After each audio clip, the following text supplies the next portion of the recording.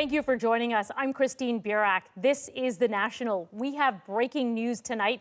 The NDP says Nunavut MP Lori Idlout has decided to cross the floor and will join the Liberal government.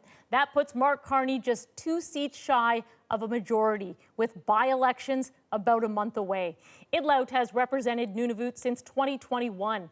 Earlier this year, she told CBC News she had been asked to join the Liberals, but could not do so at the time.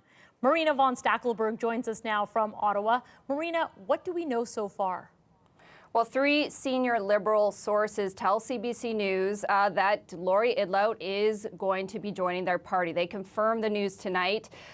First broke late this evening by the NDP themselves. NDP leader Don Davies releasing a statement saying, "We're very disappointed that Lori Idlout has decided to join the Liberal caucus.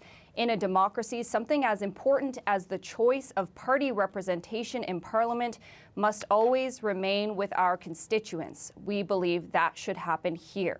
Now, we have reached out to Idlout. She has not confirmed herself the move. We've reached out and have not received a response. Now, this is a big win for Carney. Idlout brings him to 170 seats in the House of Commons, just 2 seats shy of a majority. And as you mentioned, there are 3 by-elections coming up. 2 of them considered Liberal safe seats. So those alone could bring Carney to a majority government. And Marina, this is a big blow for the NDP. Yeah, a huge hit. Right now, they were sitting at 7 MPs. With Idlout leaving, that brings them down to 6. There have been rumors that Quebec MP Alexander Boulerice may be considering leaving the party to join provincial politics. This is a party trying to rebuild after last spring's worst election showing in the NDP's history. They are in the midst of a leadership race right now. Voting began this week. They have a convention at the end of the month where they will pick that new leader. I was actually at an NDP campaign event in Ottawa just less than a week ago, and Lori Idlout was there. It was for candidate Avi Lewis. She was up on stage. She didn't come out and actually full-on endorse him, but she spoke very positively of him, and she said that she was nervous about speaking, saying that MPs have so much influence, and she was nervous about her influence. Well, that influence fully at play now. There had been rumors in Ottawa that she was considering joining the Liberals, but she had said that she would not cross at this point when asked about it in January. This really is the Liberals successfully now pulling off 4 floor crossings, 3 Conservatives, and now the NDP, showing that the Carney government is eating away at both sides, from the right and now from the left, very effectively. Thanks, Marina. Marina von Stackelberg from Ottawa tonight. All right, let's go now to our chief correspondent, Adrian Arsenault, who is in Riyadh tonight with the latest on the war in the Middle East. For a second night, we're coming to you from Saudi Arabia, a country caught in the middle of this war, but also a key destination for Canadians trying to get back home to safety. Tonight, 2 busloads of people stranded in the region have arrived here in Riyadh, one of the few places where the airport is still open. But make no mistake, the situation right across the region is incredibly volatile. The U.S. saying it is unleashing its most intense attack on Iran yet, and Tehran vowing to strike back with force, while continuing to maintain its stranglehold over the world's most important oil route. And those tensions are also being felt tonight in Canada. Police are searching for 2 suspects who opened fire at the U.S. consulate in Toronto. RCMP are calling it a national security incident. Thomas Stagg now with what happened and why officials worry the violence could be part of a troubling trend. At the U.S. consulate, one of Toronto's most fortified buildings, bullets couldn't pierce the doorway, but left behind marks in the walls and questions about who did this. It's definitely a national security incident because we had the U.S. consulate, after all, struck by gunfire. Whether it's a terrorist event or not, that'll be subject to the investigation. Police say at 4:29 in the morning, 2 men got out of this Honda CR-V, opened fire with a handgun, and took off. Often the site of demonstrations, the consulate has seen protests both for USA and against the U.S. and Israel's war on Iran. It is not lost on us that the city has unfortunately experienced similar types of events, extremely serious and very concerning shootings at synagogues, and this very much factors into how we will approach this matter as well. Last week alone, gunmen opened fire on 3 Toronto area synagogues. And while police outside the consulate scoured for bullet casings, they haven't confirmed a motive. Still, it speaks to why we need to ensure that security is beefed up at all of our diplomatic facilities. Indeed, authorities say they're stepping up security, including at the gated U.S. Embassy in Ottawa, and stationing officers outside Toronto's unmarked Israeli consulate. These consulates deserve a heightened amount of vigilance and security at this time, in the hopes that we can bring the temperature down. While the Prime Minister called the incident a reprehensible act of violence, the U.S. ambassador insisted we will not be intimidated. Ontario's Premier, for his part, made this allegation. There's sleeper cells all over the world, as we know. They're in the U.S., they're in Canada here. The RCMP couldn't confirm that claim, but say they're working with both the FBI and CSIS. We don't have enough resources to deploy to all the installations we would want to safeguard. I see this as an intelligence failure. Police have not publicly identified any suspects or said if they were wearing masks, but judging by the number of cameras that are visible from the street here outside the consulate, I've counted 12. It's likely authorities got a pretty good view of these 2 men. Adrian. And Thomas, can you help us out here? Because what more do we know about the vehicle involved? Well, it's a white Honda CR-V, one of the most commonly stolen vehicles in all of Canada. Police have not said if this one in particular was stolen, but they're hoping drivers will come forward with dash cam video from early in the morning so they can track where this vehicle came from and where it went afterward, Adrian. All right, thank you. That is Thomas Daig outside the U.S. consulate in Toronto tonight. In the United States, the Trump administration is saying its latest offensive on Iran has been the most intense yet. And as Katie Nicholson explains, they're also vowing to ramp up strikes even further if oil tankers are attacked. As missiles rain down in Iran, Pentagon head Pete Hegseth kicked off the day with the promise of another punishing assault. Today will be, yet again, our most intense day of strikes inside Iran. The most fighters, the most bombers, the most strikes. Despite Donald Trump's comments Monday that the war was nearly complete, Hegseth insisted once again, whenever and however this war ends, it will be on America's terms. We will not relent until the enemy is totally and decisively defeated. But we do so. We do so on our timeline and at our choosing. In the face of the onslaught, Iran's leaders defiantly say it is they who will decide when this war is over. Its parliamentary speaker posting, "We must strike the aggressor in the mouth," and invoking the rule of eye for an eye.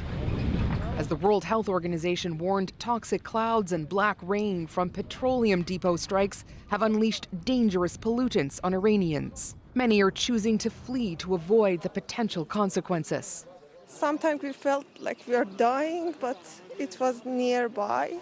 Yes, a lot of bombing, a lot of fire. Even around 500 meters around our house, something like some bomb dropped and then a full building shattered.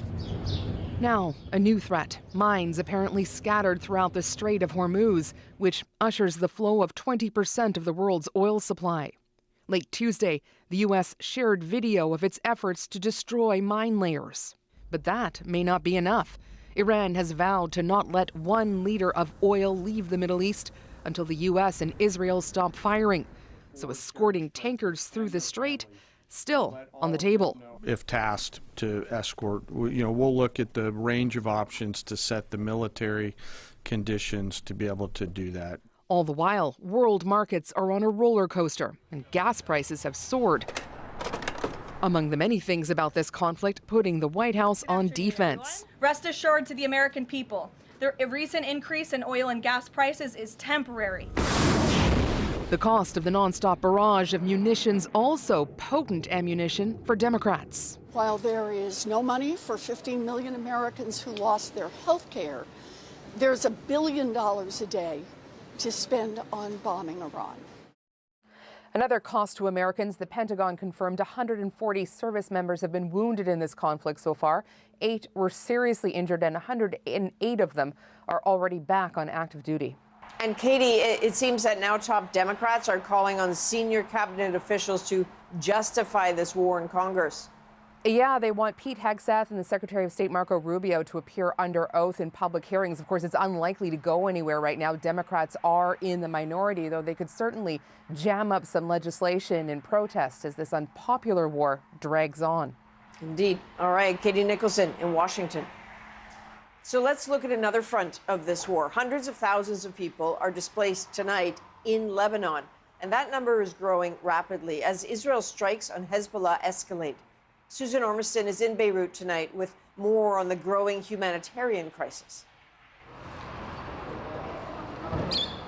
She couldn't leave her birds at home when Rabia fled southern Lebanon, pounded by Israeli airstrikes. Escalating this week as Israel warns more and more people to get out while it targets Hezbollah. I support this war because the resistance, she means Hezbollah, is protecting us, she says. If there was no resistance, we would be finished.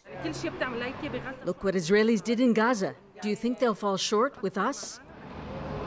More than 760,000 people are now displaced in Lebanon, says the government, and 200,000 are kids. Many with no school, no structure, a new generation plunged into war. New strikes on Beirut's southern suburbs late Tuesday signal Israel is in no way de-escalating, targeting what it says is Hezbollah infrastructure and command centers. Building up force on the Israeli-Lebanese border to protect Israel. This group of Christian Lebanese ended up in Beirut Tuesday after a harrowing trip from the south, under intense pressure from the IDF to leave their homes, says the mayor. I didn't leave. They pushed me to leave. They put me in the two choices. Either you die or you leave. 83 people went with him in a 50-car convoy escorted by a UN peacekeeping force. When I closed everything, I turned back, looked to the church, and it was the goodbye for our village. I don't know if I can see it or not. Beirut is struggling to support this new wave of internal refugees. Médecins Sans Frontières setting up 8 mobile medical units across Lebanon with supplies. And the people were not ready at all, with no notice, not taking with them any of their materials. They need the basic needs like mattresses, hygiene kits, blankets, and we are still in the winter season. Lebanon's president wants Hezbollah to disarm and international help to negotiate a ceasefire. So far, there's no progress on that. And Susan, Israel has now responded to that request for talks. Adrian, Israel tonight has rejected Lebanon's call for a suspension of fighting in order to negotiate. According to Israeli sources speaking to the Financial Times, Israel has said there will be no negotiations unless they are under fire, meaning while it is still striking Hezbollah positions. Lebanon had wanted to stop the fighting and then negotiate. That seems to be a no-go. Thank you, Susan. That is Susan Ormiston in Beirut. 2 more people connected to Iran's women's soccer team have been granted asylum in Australia. Iranian state media called the team traitors after refusing to sing the national anthem at a tournament last week. Earlier this week, 5 women were granted permission to stay in Australia. Tonight, we're learning another player and 1 support staff member will also now stay in the country. The Canadian government says it has helped nearly 900 people who were caught in the conflict get to a safe third country, some of whom arrived right here in Riyadh tonight. A little bit of home of Canada in Saudi Arabia. 2 busloads of mostly Canadian citizens and permanent residents fleeing Kuwait. Some 58 this night getting out of harm's way. We're so appreciative of this. so appreciative. Thank you so much. Absolutely terrified. So understandable. Kuwait is where 6 American soldiers died after an attack from Iran where a government tower took a direct hit from a drone. We haven't slept well in a week. We've had a lot of sirens in Kuwait and a lot of, it's been really unsettling. We are confused. We don't have a plan for the future. We have left our cars, our houses, all our stuff. Ayman El-Zine is a doctor. Others are teachers. Some who've lived in the Gulf for years don't know when they'll return. With airspace over so many countries closed, evacuation by road to Saudi Arabia is for many the only way out. Welcome. You're safe. Canada's ambassador here, Jean-Philippe Linteau, the first to welcome all, says a scenario like this has been considered since Iran and Israel engaged in a 12-day war last June. We've prepared for movement of Canadians from Kuwait, Qatar, and Bahrain, because the only place that they can go if the airspace is closed is Saudi Arabia. So we were ready for this. We're here for you, and our team is there to answer your questions. Canada paying for and facilitating moving people across the land border. But once here in Saudi Arabia, they have to find their own way home. There are lots of flights still, lots of help with logistics. And really, a lot to think through about what's happened and is happening. I miss it a lot. You miss Canada a lot. Were you scared when you were in Kuwait? No. No? You didn't hear anything scary? I did hear, but I didn't get scared. Wow, you're brave. I think I would have been very scared. How come you're so brave? All parents who deal even peripherally with war find themselves, like Robert and Elizabeth Foster, navigating this, knowing little ones see everything. When the sirens go off, there'll be a look of alarm, and then they'll look at you to know how to react. And if you're cool, if you're calm, then they'll take their cue, and then we just say, okay, we're gonna go down to the basement, and we're gonna be safe, and mommy and daddy are here, and we're gonna keep you safe, no matter what. So that's... You say that until you believe it. You say that until you believe it, absolutely. It's interesting talking to these people, Christine. Some of them said that they felt, very respected in a sense by the Kuwaiti government, that they felt it was working hard, it was doing things like capping grocery prices so people weren't taken advantage of in a crisis. But at the same time, they got the sense that there was an ever-shrinking window in which they could probably get out, and they had to make a decision very fast to leave. But they haven't escaped the war yet, have they, Adrian? No, not really. In fact, some of the people getting off the bus were asking the ambassador, is it safe here? And the truth is that the Saudi Defense Ministry said that they intercepted 6 ballistic missiles that were headed towards a military air base in the eastern part of the country just today. There is so much happening here. We will be back from Riyadh in a little bit to talk about that, Christine. But for now, it's back to you and the day's other news. Thanks, Adrian. In Nova Scotia, public outcry has led the government to reverse some budget cuts. Nova Scotians have spoken clearly. Many people told us that they were worried about certain parts of the budget. On some of the decisions, we got it wrong. And for that, I'm sorry. Last week, some showed their frustration by protesting and booing Premier Tim Houston at an event. Grants and funding will now continue for people with disabilities, seniors, African Nova Scotians, and Indigenous students. It amounts to about $53 million, which will increase the provincial deficit. Ontario's premier says the province will be taking over Toronto's stake in the city's downtown airport, saying he wants to expand the runways and allow jets there.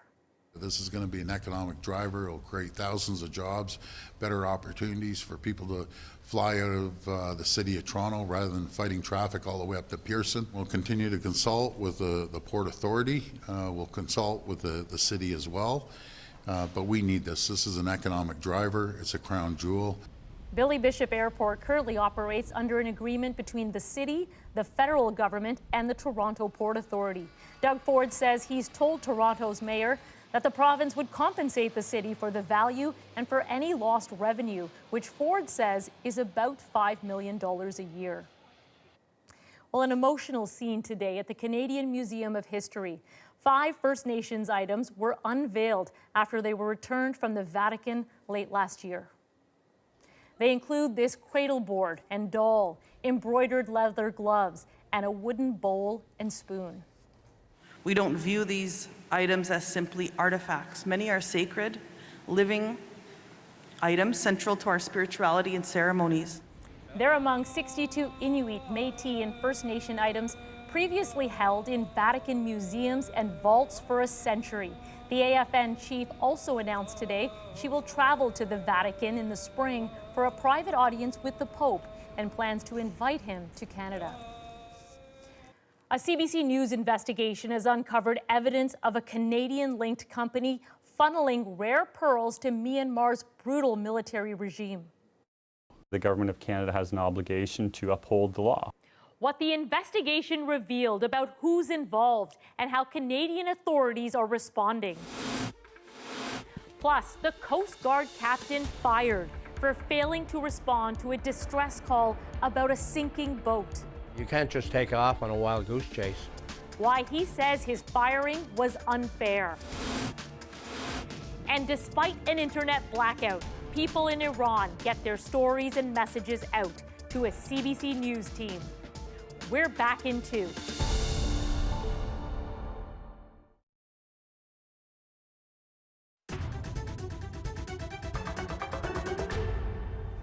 A reminder of our breaking news tonight. The NDP says Nunavut MP Lori Idlout has decided to cross the floor and will join the Liberal government. That news coming late tonight from interim leader Don Davies.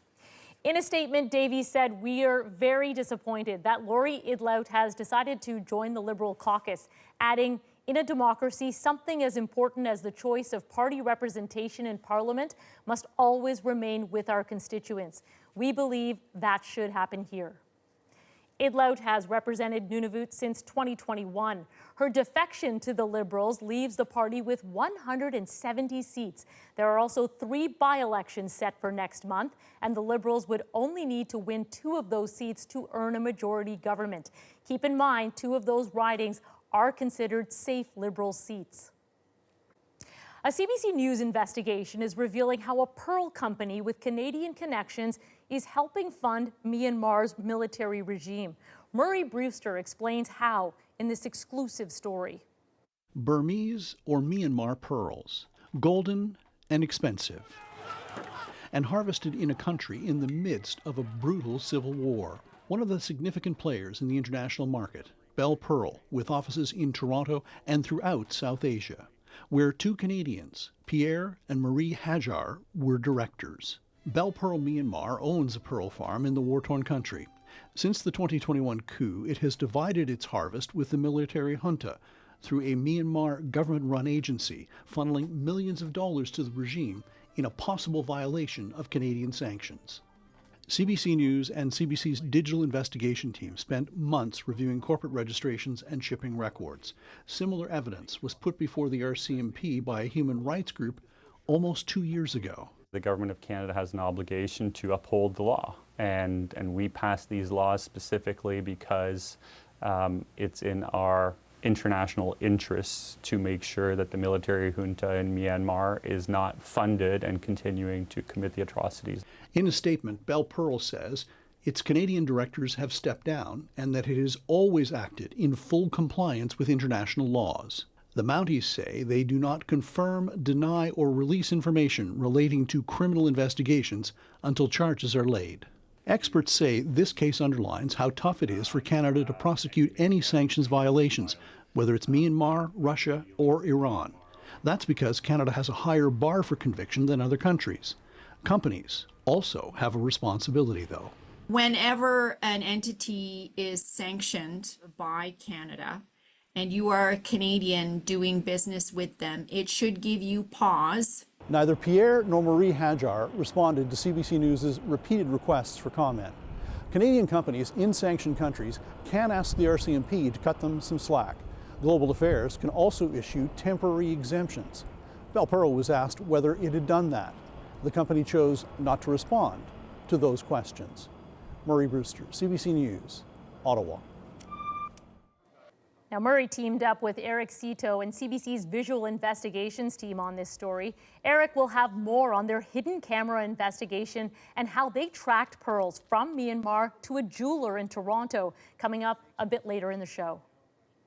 On the 11th day of the war here in the Middle East, we're getting new insight into what it is like on the ground in Iran. Children are afraid. People are terrified. And everything these days has the color and smell of fear. Coming up, first-hand accounts from Iranians bravely speaking out to a CBC News team. Plus, tips for spotting fake videos of the war in the Middle East. The Israeli flag hanging from the balcony is clearly distorted. The National returns from Saudi Arabia right after this.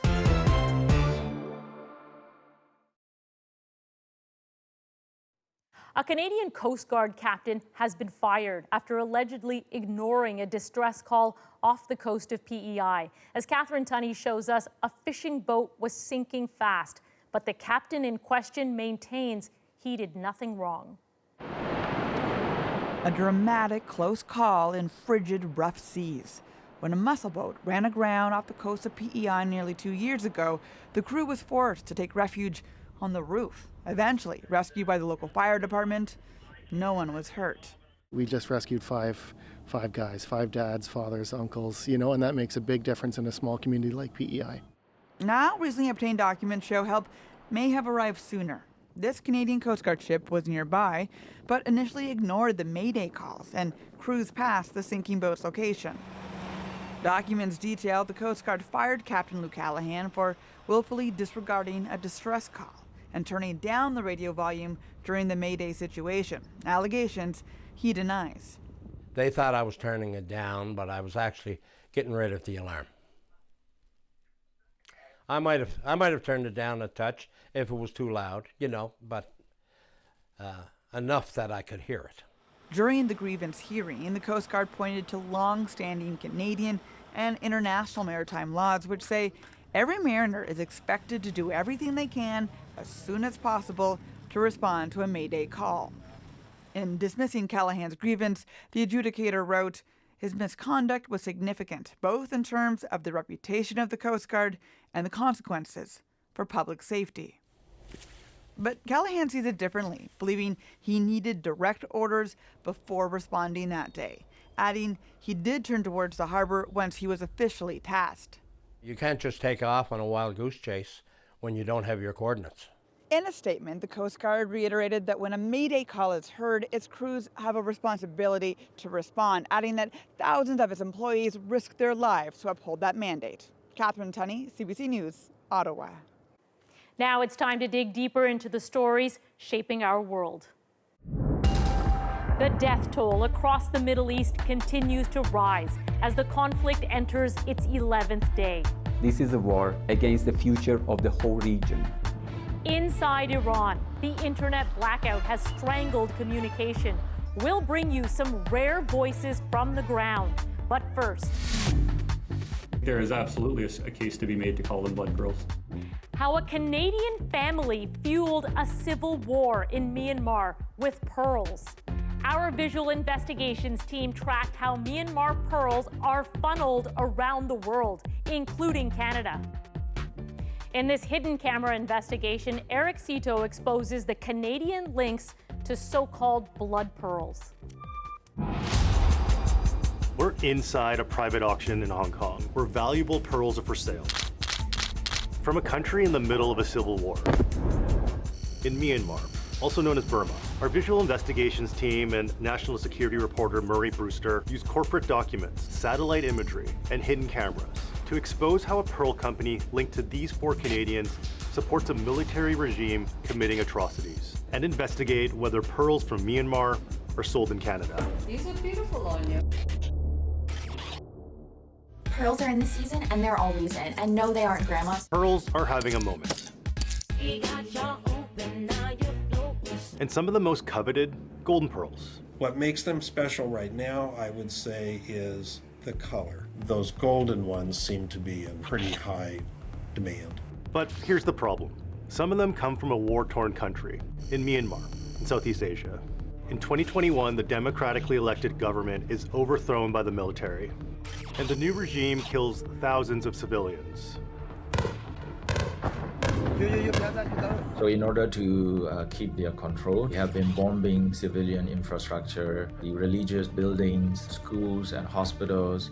This amount to crime against humanity. Canada places sanctions making it illegal to do business with the state-owned Myanmar Pearl Enterprise, or MPE, because of its links to the armed forces.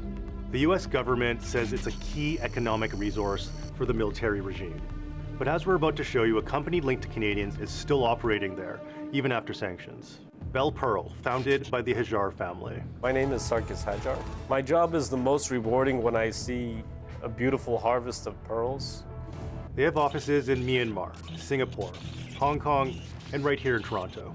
Like, there's no way you can have a pearl venture in Myanmar without the cooperation or approval of the military regime.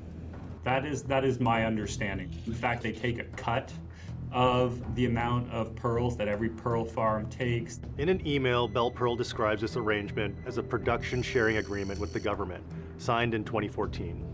We obtained documents showing that between 2024 and 2025, of the more than 80,000 pearls produced by Belpearl, more than 20,000 went to the government. The longer these companies exist, the longer the regime survives. Exactly. This is undeniable truth. Because of this, many jewelers will not purchase from Myanmar. There is absolutely a case to be made to call them blood pearls. It all starts here, at a pearl farm in Myanmar.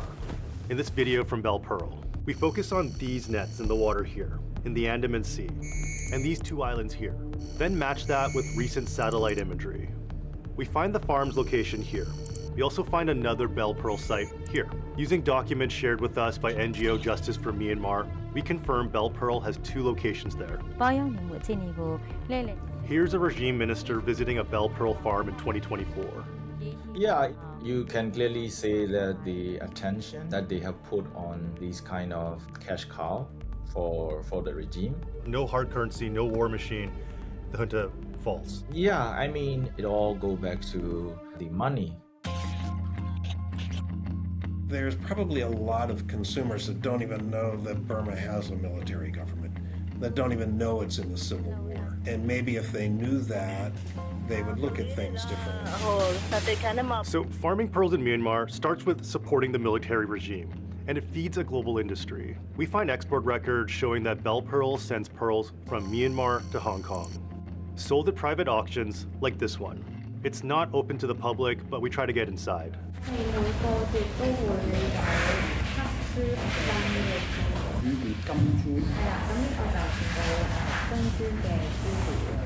We get this brochure saying the pearls at this auction are from Myanmar. How much revenue these auctions have generated since the coup. Over the auctions that I looked at, maybe it was $1.25 million per auction. So just over 20 auctions, $1 million, $1.5 million, just conservatively over $20 million has been generated through these auctions. Yeah, I think that would be quite conservative, yes. Now, here's where it gets a bit murky. In 2023, Belpearl Toronto was a major importer of pearls from Hong Kong to Canada. We reached out to Belpearl Auctions and they tell us no Myanmar pearls have been sold or shipped to Canadian companies, but they can't speak to others' exports. But on Belpearl Toronto's website, they advertise Myanmar pearls. So we wonder, what would they tell us in person? We go to Belpearl's Toronto office with a hidden camera to hear what they would tell a regular customer, where we see a poster with the same online listing. I noticed that you have the gold pearls. Do you sell those somewhere in Toronto? No, any store has it. So our team goes into one of the stores they named. Do you know where these ones are from? They're from the South Seas. That color is usually off the coast of Burma. The golden colors are mostly Philippines and Burma, Myanmar. And those are Burmese? A lot of people. Those are Burmese generally? Yeah, generally, yeah. What's the one that Margot Robbie had? She had the gold ones. All gold. They're probably Burmese or South Well, these are too. They're Burmese. But this, I think, actually looks prettier on you. This is phenomenal footage, very clearly identifying Burmese pearls transacting in the market. It's a little bit shocking, frankly. We follow up with the jewelry store owner because we want to know, how did they get these pearls? When were they shipped from Myanmar? And are they from Belpearl? It's Eric Cito here calling from the CBC, Canadian Broadcasting Corporation. We're trying to figure out, we've been researching a company focusing on a company called Belpearl. Have you heard of them before? Yes. We were looking at these these necklace sets, these pearl sets, and you had mentioned they're from Myanmar and Burma, and we were trying to figure out, how you source them. We get them from trade shows. I've been to trade shows in Switzerland, Hong Kong, Italy, New York, Toronto, all over the place. Obviously there's some issues with sourcing from Myanmar right now, in terms of sanctions going on with the country. So for us, we're just trying to understand where you might have sourced them. We're not interested in that. Well, thanks very much. We're not looking to. When we contact Belpearl, Myanmar, they tell us they have always acted in full compliance with international laws. They also tell us our former Canadian shareholders were in compliance with Canadian sanctions law. But they've removed the Hajars as directors and shareholders in the Myanmar company due to the mounting crisis, almost 5 years after sanctions. We've had some developments since our last conversation.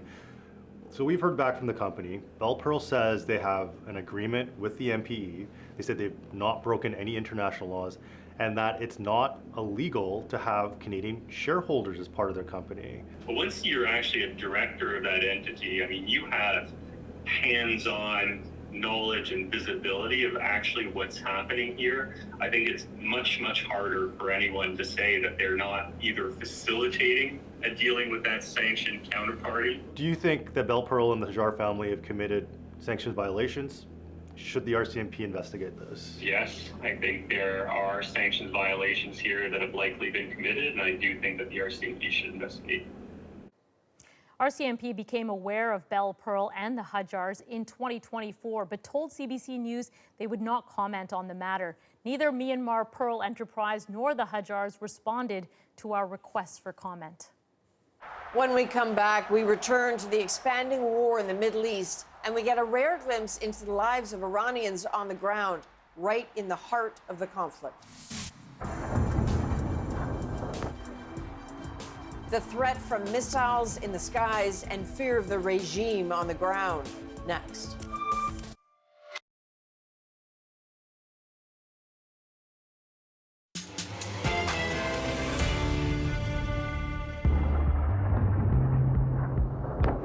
U.S. and Israeli attacks have reportedly killed more than 1,000 people in Iran so far. The terror compounded by a communications blackout. Tonight, we hear directly from Iranians on the ground about what it's like in Iran right now and the fear and threats they deal with daily. We are in Saudi Arabia's capital, Riyadh, granted rare permission to report here and to listen to people dealing with the shockwaves of this war. But hearing voices from inside Iran is much more complicated. Still, our teams have managed to connect with some. We're protecting their identities. Our Farzad Fatulahzadeh brings us those voices. Right now, the situation is a little bit different. Well, it's a lot different than what it was a few days ago. Initially, we saw celebrations when news broke that Khamenei was dead. But it seems like the reality of war has now set in. A small team at CBC News has managed to gather some voices of Iranian people since the war began. Children are afraid, people are terrified, and everything these days has the color and smell of fear. They have checkpoints everywhere. Security forces with masks and weapons threaten people in the streets, and they keep driving around in their motorcycles and cars, waving flags, trying to scare people. This past weekend, the visuals were terrifying. I'm not exaggerating by calling them apocalyptic. They're just fire everywhere, and this is from the fires burning from the oil depots. You could see the streets lined with flames, black smoke, toxic air, black rain falling down on people. And to make the situation even worse, they're not only dealing with the strikes, they're also dealing with the threats from the regime itself.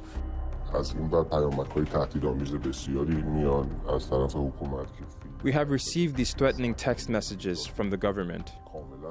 They warn that if anyone takes photos or videos of the explosions or their aftermaths, they are cooperating with the enemy.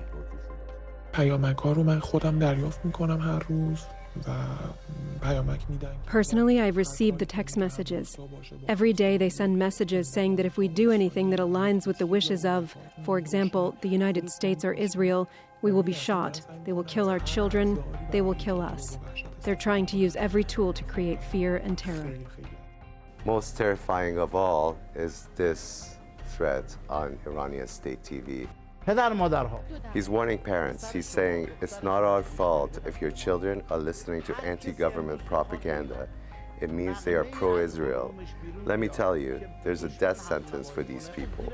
Don't let your kids get killed just because they are ignorant. But even with all this despair and all the fear and all the destruction, people tell us that they're still optimistic about the future. People are getting killed. Buildings and infrastructure are getting destroyed. People have to leave their homes. All of this makes us sad, but we hope this all ends well and the regime falls so we can begin a new future for our country soon. Many people in Iran are now willing to sacrifice their lives so this regime does not remain in power. People told us they needed liberation. They told us they had been waiting for it. They said they never thought there would come a day where they wanted another country to attack their homeland. The sound of the explosions are terrifying, and they make our windows shake. We go stand in a corner for safety, but we have hope and even some happiness. Honestly, it feels as if someone's taking revenge for us against the regime. Still images and video of this war have undoubtedly been crowding your social media feeds. The challenge is in determining what is real and what is not. Avneet Dillon and our CBC News fact-check team have taken that on, taking a closer look at videos and still images that are going viral.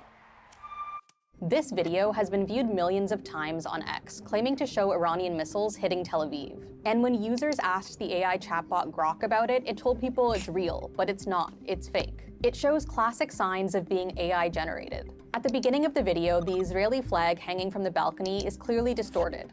The cars on the street distort as the video plays, and not in a way that would be explained by the camera shaking or the resolution being low. The buildings in the skyline also distort as the plumes of smoke pass them. The fake video was shared by accounts known for spreading Iran propaganda, like this one. Some of the posts on X have been removed, and others now have a community note indicating the video is AI generated. But that note isn't on every post, and the video continues to be shared. Some people even posted that they initially thought it was AI, but Grok confirmed that it's authentic. And others are sharing Grok's response, spreading the lie further. Eventually, Grok started giving conflicting answers, telling some the video was real and others that it was AI generated. Many of the users who posted the video on X have accounts that are eligible for the Creator Revenue Sharing Program, meaning they can make money off the engagement on their posts. On Tuesday, the head of product at X said users who post AI-generated videos of an armed conflict without disclosing that they were made with AI will now be suspended from Creator Revenue Sharing, but only for 90 days. And the video has also been viewed millions of times on Instagram and other platforms. If you're seeing a video that you'd like us to verify, send us an email at ask@cbc.ca. That's all for our team here tonight in Riyadh. Now it is back to Christine in Toronto. Thanks, Adrian. Coming up, a Canadian Paralympic snowboarder wins bronze after a collision. Mistakes that are out of my control, it only makes you come back better. How he landed on the podium next in our moment.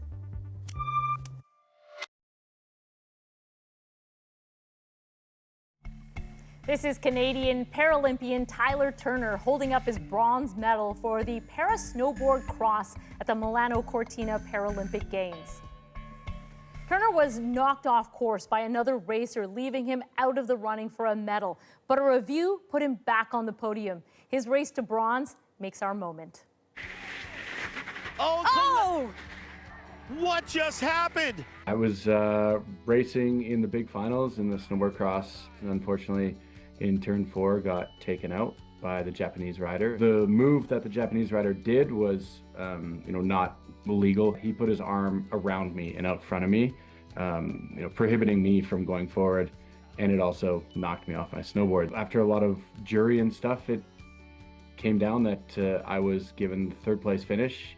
Tyler Turner will get that 3rd place. It was such a crazy thing to process in the moment. Very proud to have won a bronze medal and to have accomplished that. But also sad because I was confident that if I stuck with my plan, it would be a winning run. Throw every emotion out there on a table. I probably experienced it in that quick moment. Mistakes that are out of my control, it only makes you come back better. I can't wait to come home and celebrate with everyone in Canada. And there may be more to celebrate. Tyler has another shot at the podium this weekend in the para-bank slalom, where he won bronze at the Beijing Games. Best of luck. Well, from all of us here at The National, thank you for being with us. I'm Christine Burak. Take good care.